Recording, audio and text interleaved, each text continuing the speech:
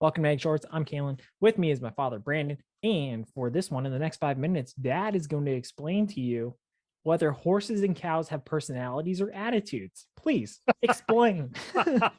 Yes, and yes.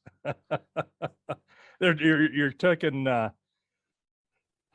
two animals that are way different than each other. Oh, absolutely. Not. You It's know, not start even close either. They're like no, horses are different. they're Yeah, like no. dogs and cats. Yes.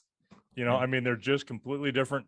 Um, Cows are, for the most part, they don't want much to do with you, but you start to get them to want to be around you when you start bringing a feed bucket. Right. The So, white bucket or the white pickup for our case, the yeah. dinner bell. Oh, yeah. All you got to do is start up the pickup. License plates, yeah, it says dinner bell on it. Our little attempt at humor there when we haul hay to them. But they hear that thing start up, they know they're going to get fed.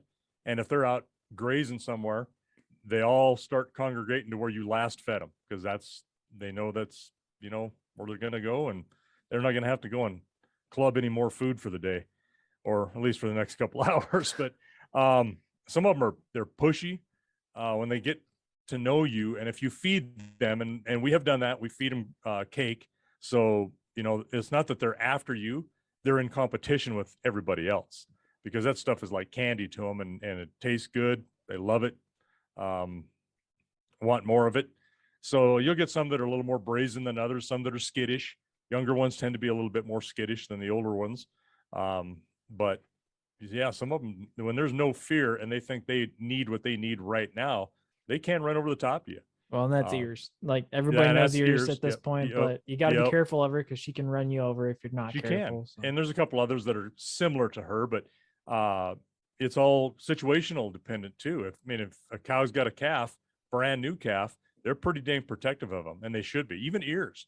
And she's really the best one because I can handle her calves. I can tag them or band them if I need to when they're fresh, and she'll come right up there and she's smelling me, and it's still a little different. She's not completely convinced that I'm okay. So there's that. But horses, yeah, much smarter and personalities galore. So everybody is just as much of an individual as humans are.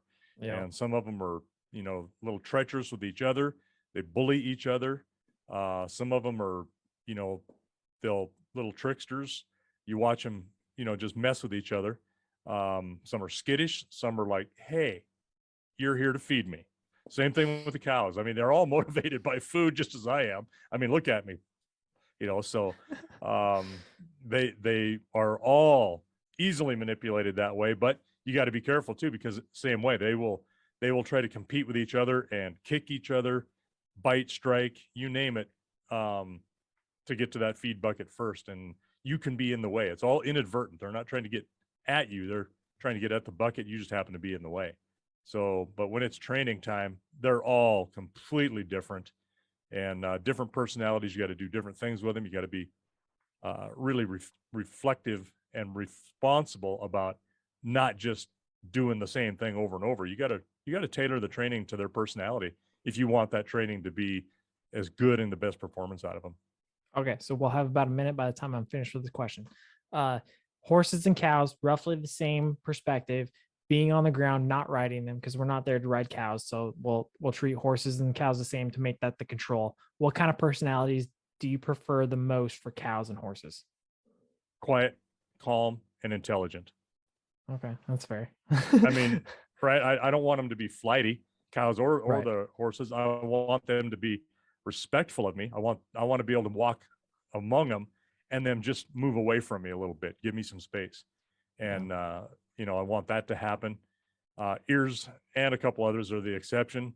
Flax, your horse, old Mountain Man. He's a little high strung. Mountain Man's good because Mountain Man's good and nice and calm. Yeah. But Mountain Man's or Flax, my horse is not the same. So yeah, but calm, quiet animals make safe animals. Yeah, no, I agree. If that mind is nice and not flighty, not scared, they don't overreact.